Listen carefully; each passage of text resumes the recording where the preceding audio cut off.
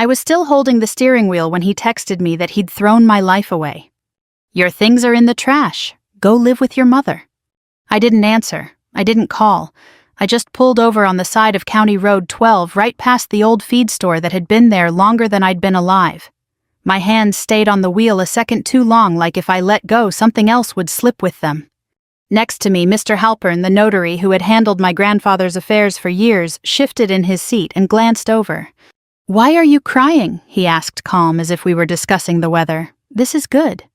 I turned to him, not sure I'd heard right. He paused, then said it plainly. "You're the richest woman in this city now." The road ahead blurred, not because I was crying, though I was, but because nothing in my life made sense anymore. Just an hour earlier, I had been standing beside my grandfather's casket, shaking hands with people who had known him longer than I had. Men in pressed shirts and women with quiet voices, all saying the same thing. "He was a good man. He was proud of you." I had nodded politely the way you do at funerals. You accept their words even if you're not sure you deserve them. My grandfather had been the one steady thing in my life. He never raised his voice, never rushed you when you spoke. If you asked him a question, he'd think before answering, sometimes too long. But when he did speak, it mattered. And now he was gone. I'd expected the ride back to be quiet. I hadn't expected my marriage to end before I made it home. I looked down at my phone again. The message was still there. No follow-up, no explanation, just a clean final line. "Your things are in the trash." We had been married 12 years. 12 years reduced to one sentence. "I don't understand," I said finally, my voice rough. Mr. Halpern didn't rush to fill the silence. That was something I'd always noticed about him. He let people catch up to their own thoughts. "You don't understand which part?" he asked. "All of it," I said. "My husband just threw me out of my house. And you're telling me that's good." He folded his hands over the leather folder resting on his lap. It looked old, like everything else about him, worn but not weak. "Your grandfather didn't trust your husband," he said. I let out a short breath. He never said that to me. "He wouldn't," Mr. Halpern replied. "He didn't want to put you in the middle, but he planned for it." That word caught me off guard. "Planned." He nodded once. "Yes, planned." We sat there for a moment, the car idling softly. A truck passed by, its tires humming against the pavement. Life went on as if nothing had shifted. But everything had. "Your grandfather came to see me 3 years ago," Mr. Halpern said. "He asked me to draw up a revised will, not a simple one, a careful one." I swallowed. "Why?"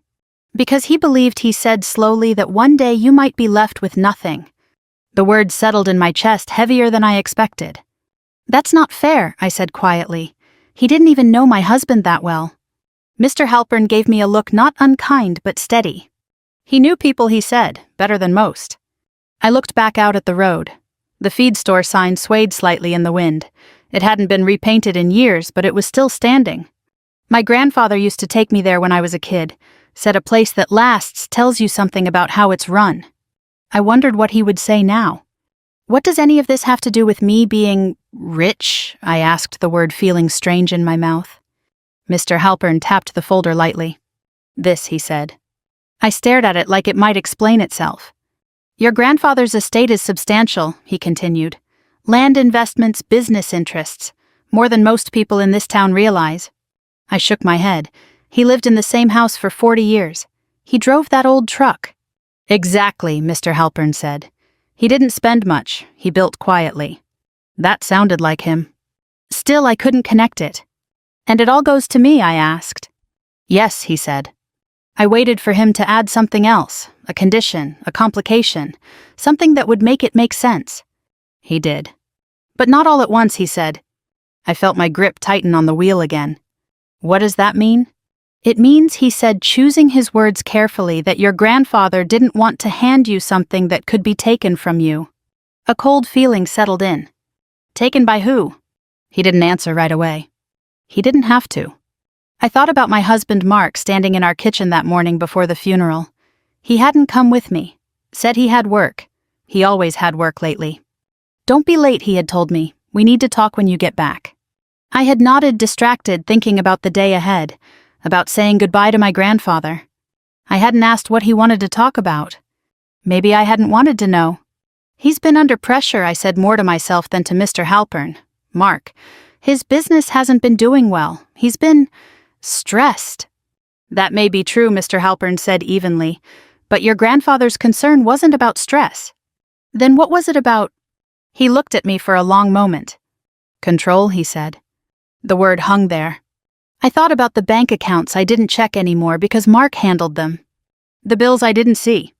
The way he'd started making decisions without asking, then explaining them after the fact, like it was simpler that way. I had told myself it was partnership. That's what you do in a marriage, I thought. You trust. I never signed anything I said, suddenly the thought rising sharp and fast, not without reading it. Mr. Halpern gave a small nod. And that, he said, is exactly why your grandfather's plan still stands. I turned to him. What plan? He opened the folder. Inside were documents neatly arranged, each one marked and tabbed. This is the trust your grandfather created, he said, and the condition attached to it. My heart began to beat a little faster. What condition? He met my eyes. That it would only become fully active, he said, if you were ever put in a position where you had nothing left. I let out a slow breath. Nothing left, I repeated. Yes. I looked down at my phone again, at the message. Your things are in the trash. It didn't feel like anger anymore, or even sadness. It felt like something else. Something quieter. So you're telling me, I said, my voice steadier now, that because my husband just threw me out, I get everything?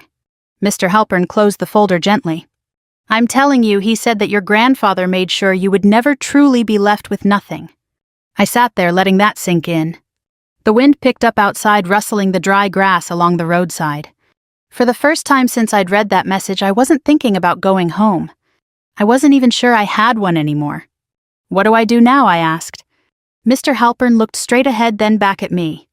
Now, he said, you decide what your life looks like without asking anyone else for permission. I nodded slowly. The road was still there, same as before. But it didn't feel the same. Nothing did. We didn't head back to my house. Mr. Halpern asked me to turn left instead of right when we reached the next intersection, and I didn't question it. The road curved toward the older part of town where buildings hadn't changed much in decades. Brick fronts, faded signs, places that didn't rush to keep up with anything. His office sat between a closed insurance agency and a barber shop that still had a striped pole out front. I had been there once before, years ago, when my grandfather first updated his will. I remembered the smell, paper leather, and something faintly like old wood. We walked in without speaking. The quiet inside felt different from the quiet in the car, less heavy, more deliberate. Mr. Halpern gestured for me to sit across from his desk. The same desk I remembered. Solid oak, scratches along the edges like it had seen a lot of conversations people didn't want to have. He placed the folder down in front of me but didn't open it right away.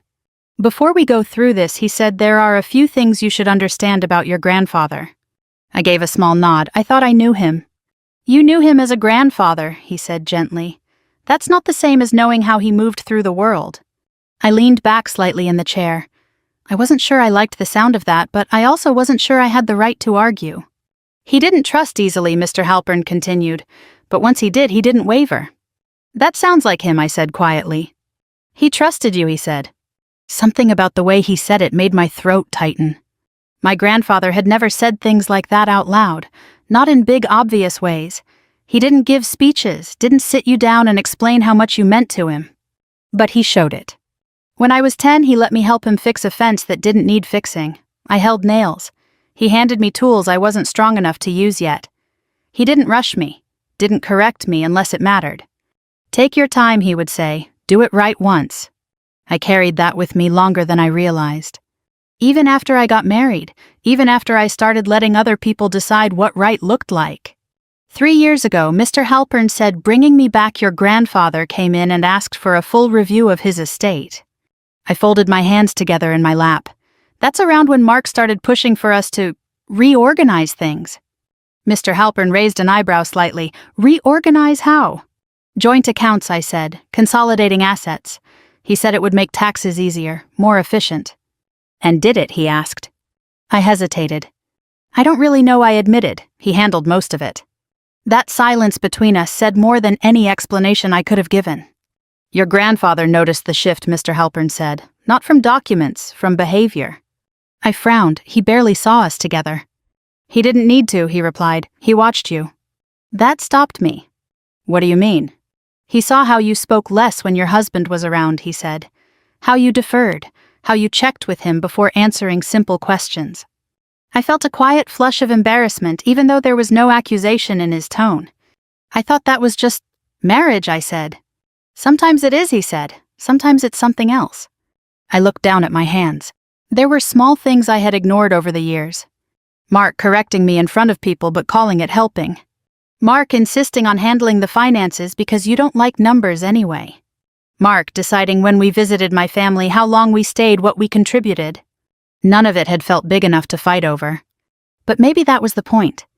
Your grandfather didn't believe in confrontation, Mr. Halpern said. He believed in preparation. I let out a slow breath, so he came to you. Yes. And told you my husband was going to throw me out one day, I asked, trying to keep my voice steady. Not in those exact words, he said.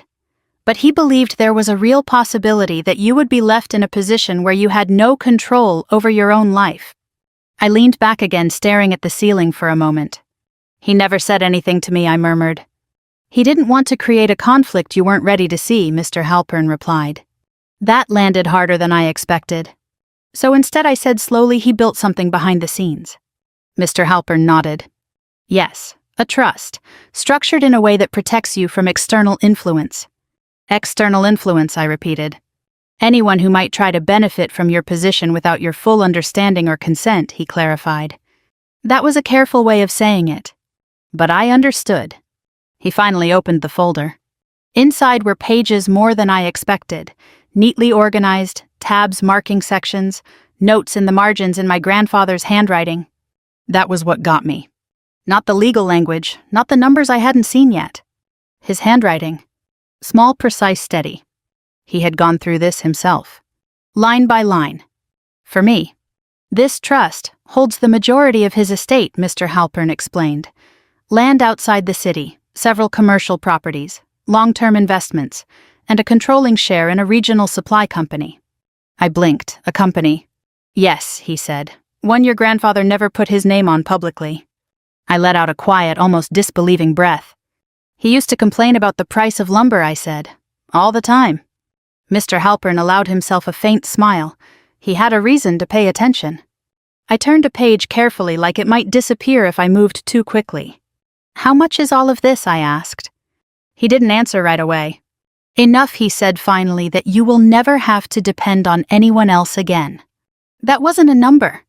But it was something. And the condition, I asked. You said it doesn't all activate at once. He nodded and pointed to a section halfway through the document.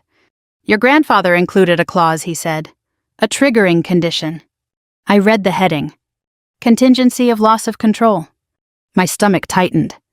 It states, Mr. Halpern continued, that full access to the trust is granted if you are placed in a situation where your primary resident's financial security or legal standing is compromised by a spouse or partner.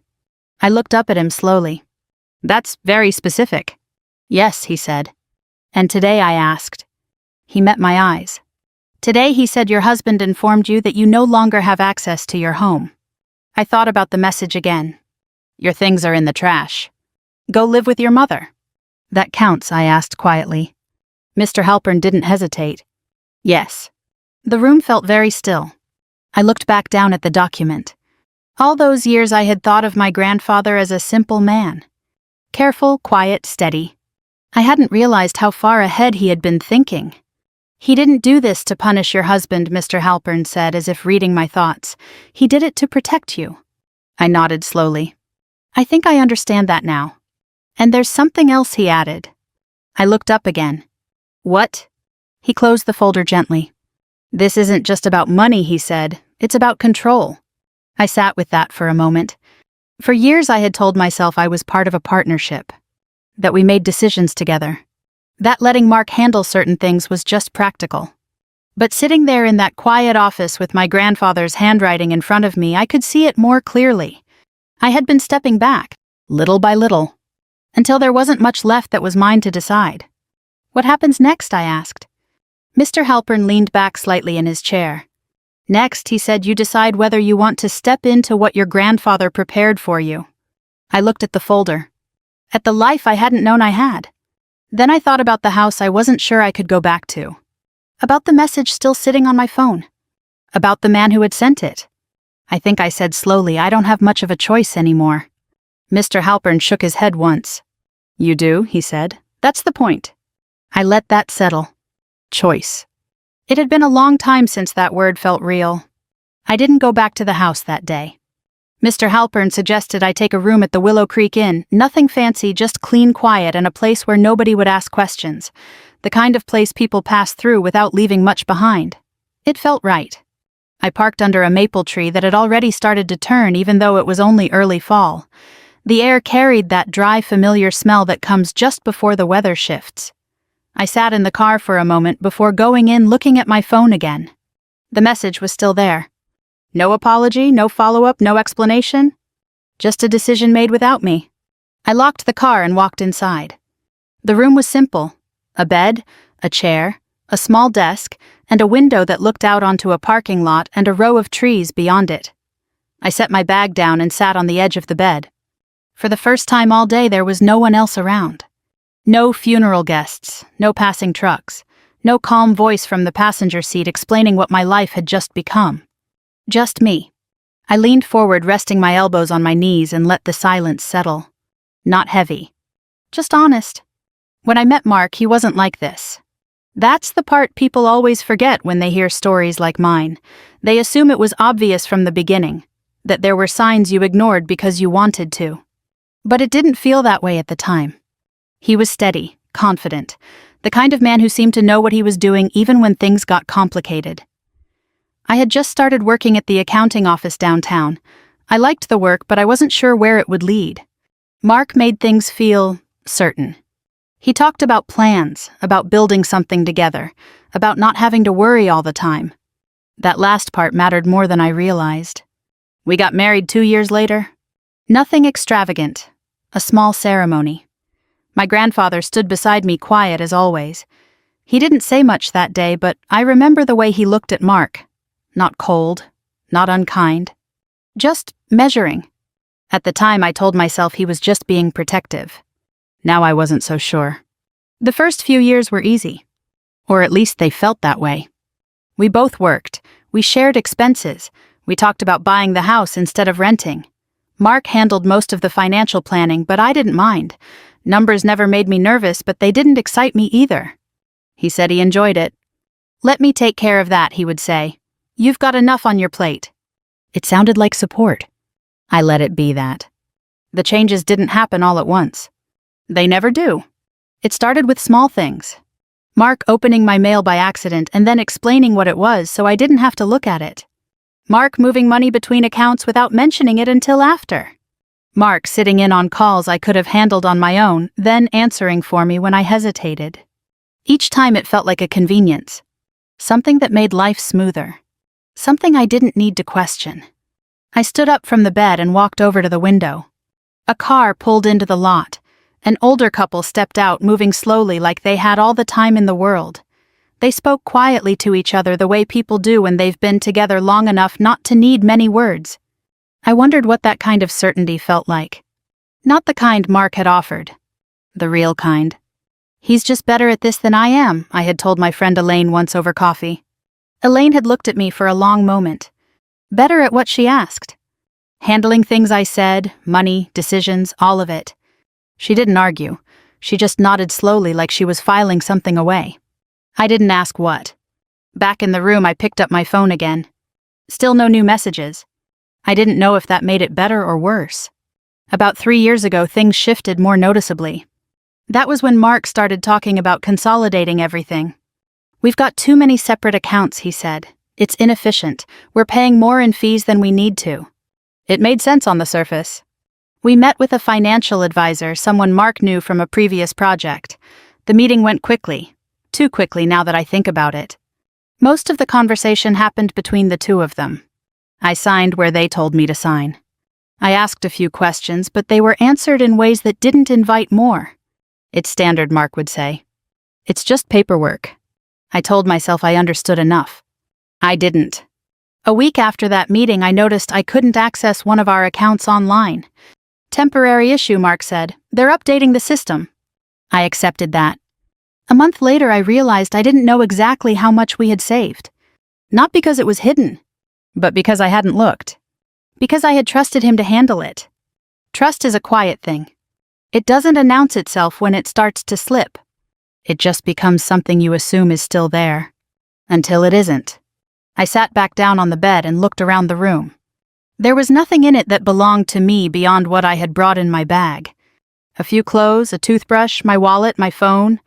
12 years of marriage, and that was what I had immediate access to. It wasn't anger that rose up in me. Not yet.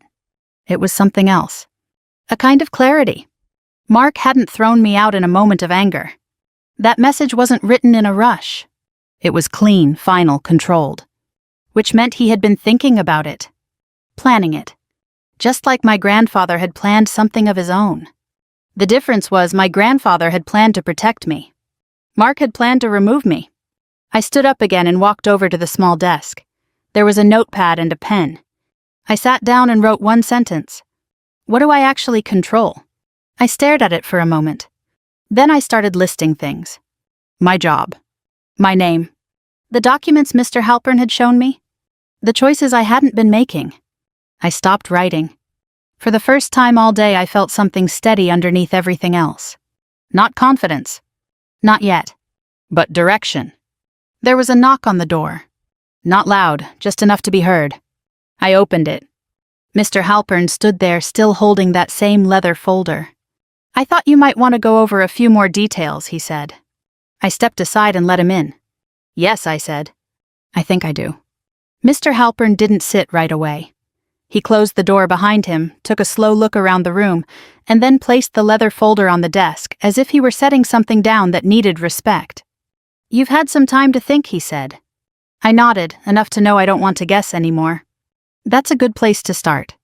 He pulled the chair out and sat across from me. For a moment neither of us spoke. Then he opened the folder again, turning it so the pages faced me. These are copies, he said. The originals are secured, but everything here is binding. I leaned forward. The paper looked ordinary. That was the unsettling part. Something that could change everything printed in a standard font on standard stock. Let's take it one step at a time, he said. He pointed to a section near the front. This is the trust instrument, he said. It names you as the sole beneficiary. I read the line twice just to be sure I wasn't missing anything. No co-beneficiaries, no shared control, just my name. It also names a trustee, he added. A neutral party, not me, not your husband. Who, I asked. A regional fiduciary firm, he said. They're required to act in your best interest and they answer to the terms your grandfather set, not to anyone else. I nodded slowly, so even if Mark tried to interfere? He couldn't, Mr. Halpern said, not legally. He turned another page. This section outlines the assets, he said. I skimmed the headings. Properties, holdings, accounts. The numbers were there, but I didn't focus on them yet. I focused on the structure. Your grandfather kept most of this outside of anything that could be considered marital property, he explained. Separate entities, separate titles, separate control. So it was never part of what Mark and I built together, I said. That's correct. A quiet, steady relief moved through me. Not excitement, not even gratitude yet. Just space. He tapped a tab further back. This is the clause we discussed, he said, the contingency. I read the title again. Contingency of loss of control. It didn't feel abstract anymore. Go ahead, he said, read it out loud. I hesitated, then did. In the event that the beneficiary is deprived of access to her primary resident's financial resources or legal agency due to the actions of a spouse or partner. My voice slowed. The trustee shall grant immediate and full operational control of the trust to the beneficiary without restriction. I looked up. That's very clear. It was meant to be, he said. I read it again more carefully. Without restriction. No waiting period, I asked. Number. No additional approvals. Number. And this applies now. He met my eyes. Yes. I let out a breath I hadn't realized I'd been holding. For years, decisions had come with layers, conversations, explanations, permission. Now, for the first time, something was simply mine. No negotiation. No discussion. There's one more thing, Mr. Halpern said. He reached into the folder and pulled out a separate document. This is a record of all transfers and authorizations connected to your joint accounts over the past 3 years. I felt my stomach tighten. Why would I need that? Because he said calmly it shows a pattern. He slid it toward me. I looked down. Dates, amounts, notes. At first it was just numbers. Then I started to see it. Large withdrawals I didn't remember discussing. Transfers between accounts I didn't know existed. Payments to entities I didn't recognize. Is this all from our accounts? I asked. Yes. All authorized by Mark. Yes. And I didn't sign any of these? He shook his head. Number. I felt something shift again. Not confusion this time. Recognition. There are also documents here, he said, pulling another set of papers forward that show attempted changes. I looked at him. What kind of changes? Attempts to add additional authorized signatories. Attempts to restructure ownership on certain assets. I leaned forward. Were any of them successful? No, he said. They required your signature. I stared at the page. I don't remember seeing any of this. You wouldn't, he said. They were never completed. I sat back slowly. So he tried, I said. Yes. And when he couldn't? I didn't finish the sentence. I didn't have to. Your things are in the trash. Go live with your mother. He needed you out of the way, Mr. Halpern said quietly. Or at least he believed he did. I nodded once. That made more sense than anything else had. I closed the document and rested my hands on it. For a long time I had told myself that whatever was happening in my marriage was manageable, that it was temporary, that if I just stayed steady, things would settle. But this wasn't something that had happened overnight. It had been building. Quietly. Carefully. Just like everything my grandfather had done. Only in the opposite direction. What are my options? I asked. Mr. Halpern didn't rush. You have several, he said. But the first decision is simple. He leaned forward slightly. Do you want to go back to that house tonight? I thought about it. About the kitchen. The living room. The bedroom that no longer felt like it belonged to me. No, I said. The answer came easier than I expected. Then we proceed accordingly, he said. How? I asked. First, we notify the trustee that the contingency has been triggered, he said. That will begin the formal transfer of operational control to you. And how long does that take? Hours, he said, not days. I nodded. What else? We secure your immediate needs, he continued. Housing, access to funds, documentation. I have some savings, I said. He gave a small, knowing look. You have more than that now, he said, but we'll do this properly. He made a few notes, then looked back up. Second, he said, we document everything that has happened today. The message, I asked. Yes, and any other communication. I picked up my phone and handed it to him. He took a photo of the screen, then handed it back. That's enough, I asked. For now, he said. We're not building a case yet. We're establishing a record. A record? It sounded formal. Controlled.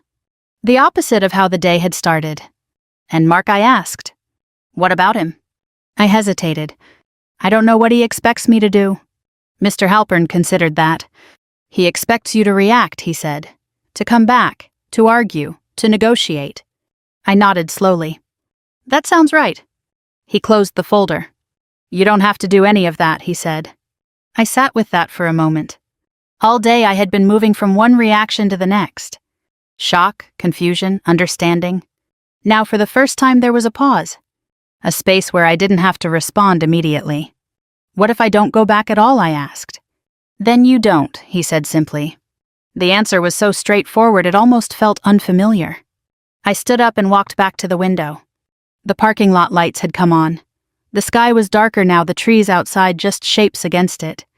This morning I had left home thinking I was returning to the same life. Now that life felt distant. Not gone. But no longer something I needed to step back into. I think I said slowly, I need to see him. Mr. Halpern didn't react immediately. Not to argue, I added, just to understand what he thinks he's done. He nodded once. That's your decision, he said, but you don't go alone. I turned back to him.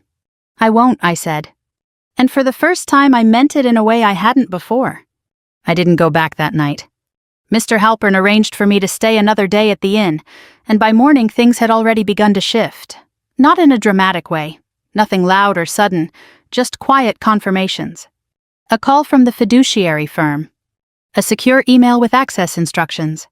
A temporary account set up in my name. It all felt procedural, steady, real. By noon, I could see the structure of something I hadn't had in years: clear ownership, clear access, clear decisions. Mine. I'd like to go back today, I told Mr. Halpern when he called to check in. There was a brief pause on the other end. To the house, he asked. Yes. Are you certain? I am.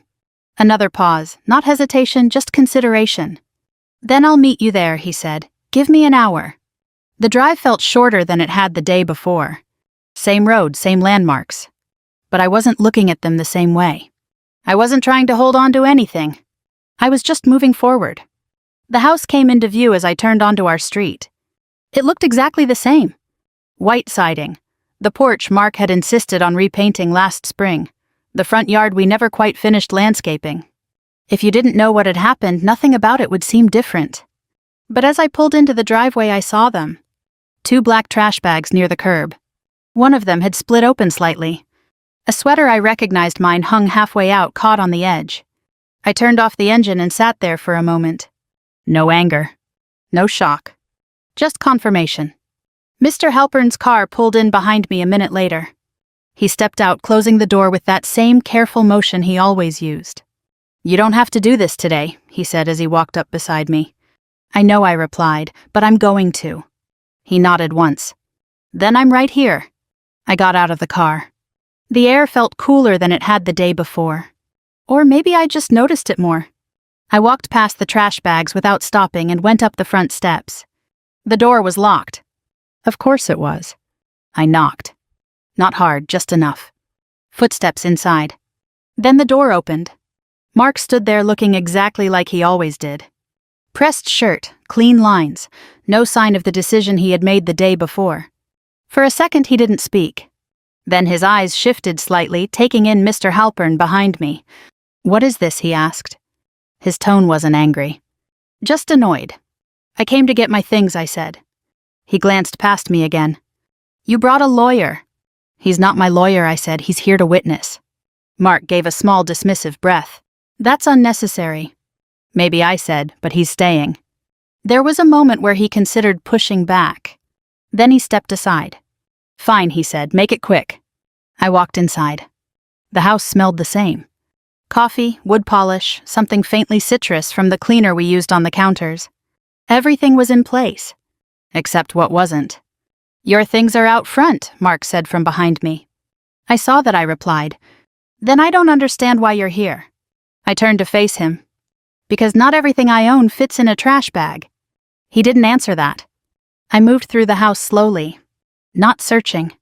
Not rushing. Just looking. The living room, the kitchen, the hallway. 12 years of routine laid out exactly the way it had always been. But it didn't feel like mine anymore. In the bedroom, the closet door was open. Half of it empty. The rest his side untouched. Neat, organized. Intact.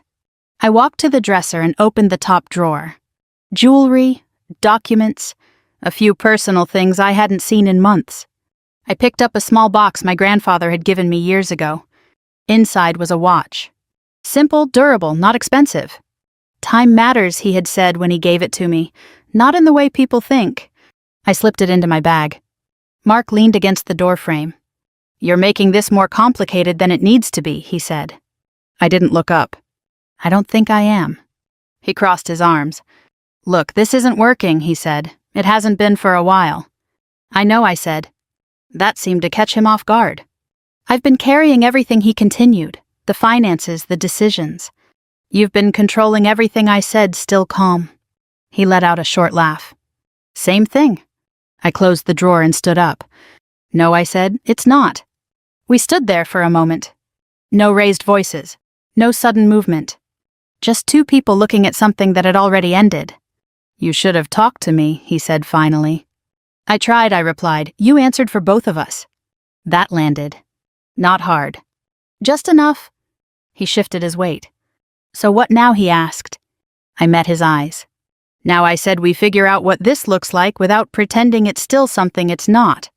He frowned slightly. What does that mean? It means I'm not moving back in, I said, and I'm not negotiating from the position you think I am. His expression changed then. Not completely. But enough. What position is that, he asked. I reached into my bag and pulled out a copy of the trust summary Mr. Halpern had given me that morning. I held it out. You should read this, I said. He didn't take it right away. What is it? Information, I said. After a moment, he took the paper. His eyes moved across the page. Slowly at first. Then faster. I watched the shift happen. Subtle. But real. What is this? He asked again, quieter this time. My grandfather's estate, I said, and my role in it. He looked back at the paper.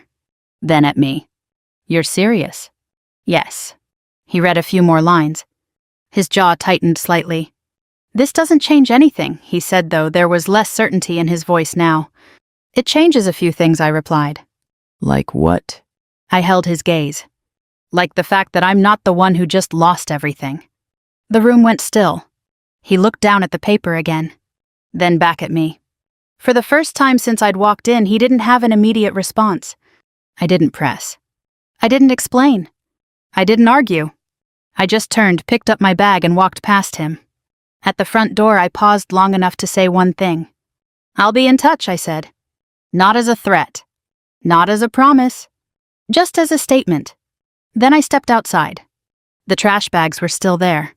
I picked up the one with the sweater and set it in the back of my car. Not because I needed it, but because it was mine. Mr. Halpern stood by his car watching quietly. You okay? He asked. I looked back at the house one last time. Then I nodded. Yes, I said. I think I am. I didn't hear from Mark that night. Not a call, not a message, nothing. If this had happened a year earlier, the silence would have unsettled me. I would have wondered what he was thinking, what he was planning, whether I had said something wrong or pushed too far. But that night the silence felt different. It wasn't something I needed to fill. The next morning I sat at the small desk in the inn room with a cup of coffee I hadn't touched yet. The documents were spread out in front of me. Not all of them, just enough to understand the structure. Names of entities I didn't recognize, properties listed by parcel number, investment accounts managed through firms I had never heard of. And my name? Attached to all of it. Not beside someone else's. Not underneath. Mine. There was a knock on the door just after 9. Mr. Halpern stepped in, as steady as always, carrying a thinner folder this time. Morning, he said. Morning. He glanced at the papers on the desk. Getting familiar. Trying to, I said. He set the folder down. That's enough for now, he said. You don't need to understand everything at once. I nodded. What's in that one? Next steps, he said. We sat across from each other again. Different room, same quiet. Have you heard from him? He asked. Number. He didn't seem surprised. That won't last, he said. I know. He opened the folder. There are 2 paths in front of you, he said. Neither of them requires urgency. I listened. First, he continued, you can move forward with separation, formal, documented, clean. And the second, you can wait, he said. See how he responds. Let him define his position more clearly. I considered that. What would you recommend? I asked. He paused. I don't make recommendations in matters like this, he said. I explain consequences, then explain them. If you move forward now, he said, you establish control immediately. You define the terms. You protect what is yours before anything else can be attempted. And if I wait? You give him time, he said. Time to adjust, to react, to possibly try to regain leverage. I nodded slowly. So waiting benefits him. In most cases, he said yes. I leaned back in the chair. For years, I had been the one waiting. Waiting for Mark to explain things.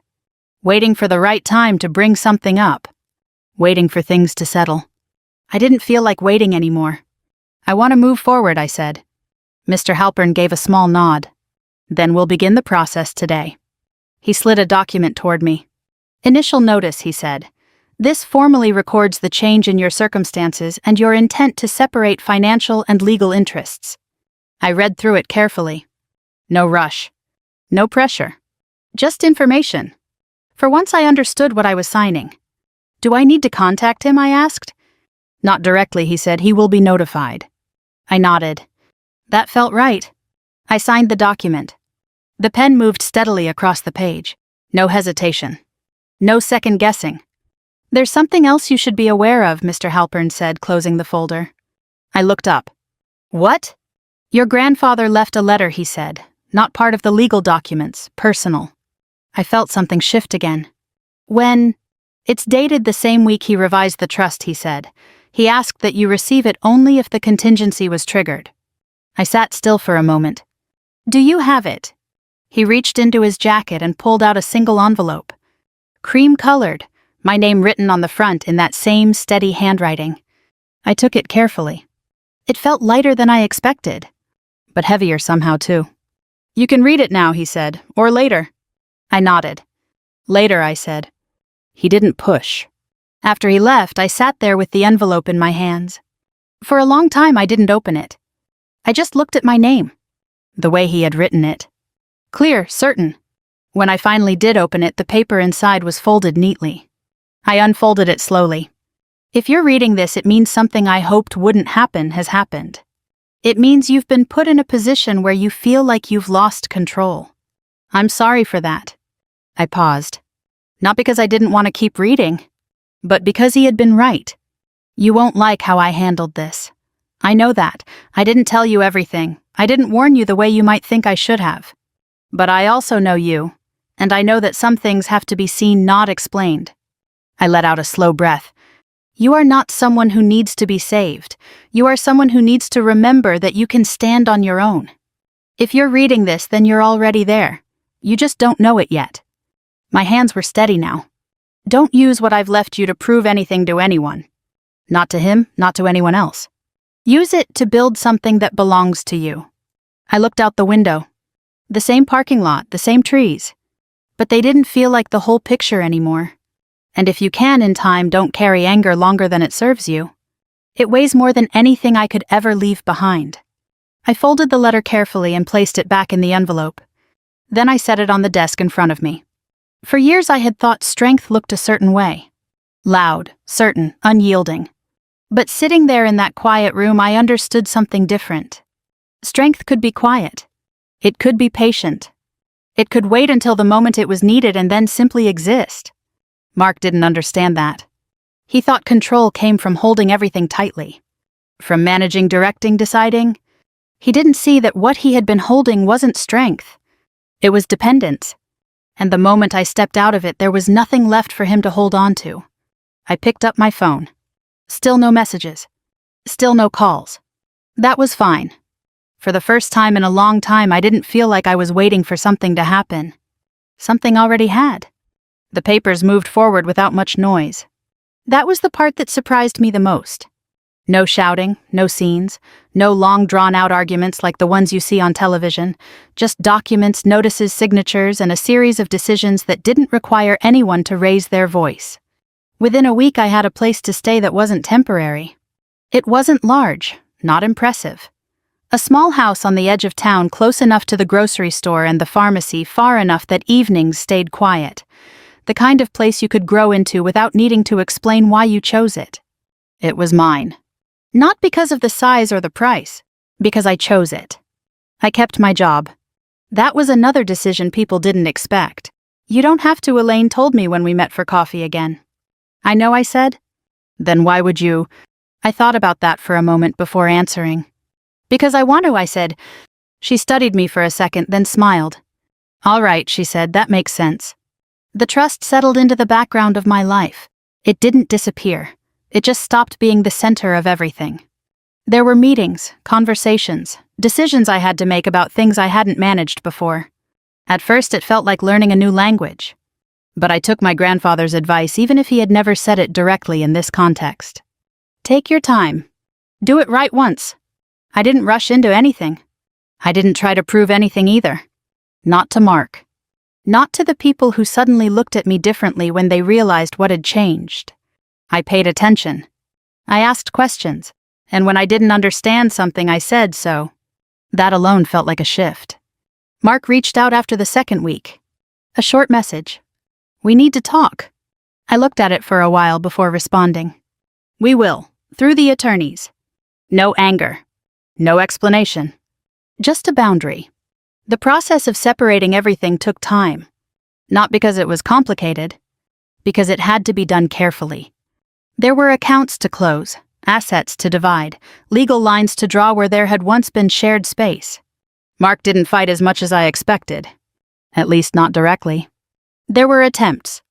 Questions framed in a way that suggested confusion rather than intent. Are you sure this is necessary? Can't we handle this privately?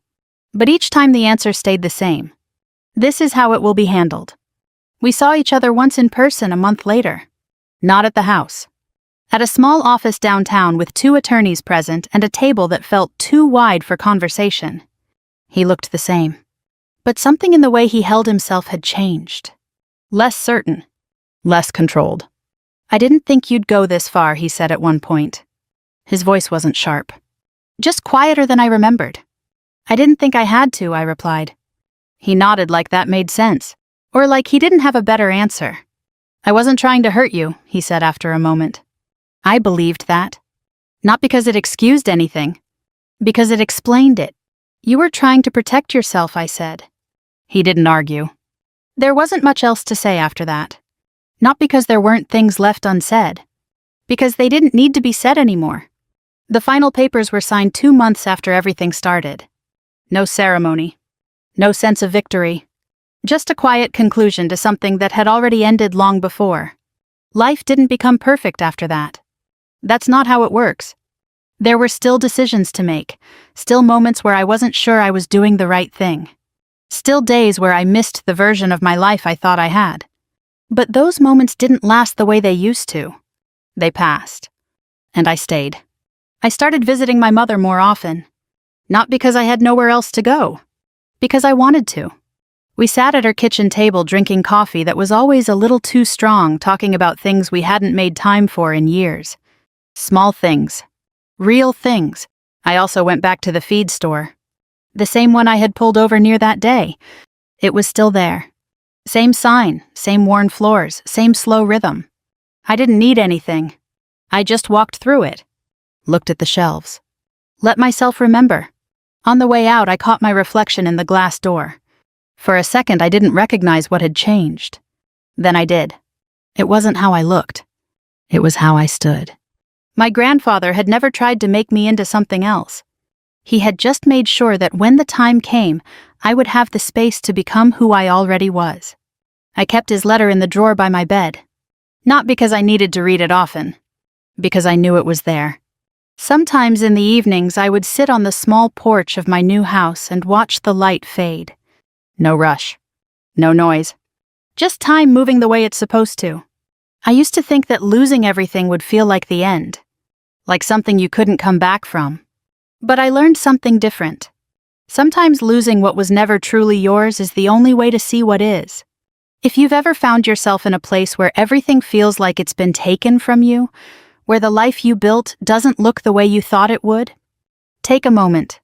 Not to react. Not to fix it all at once. Just to see it clearly. Because sometimes the moment you think you've lost control,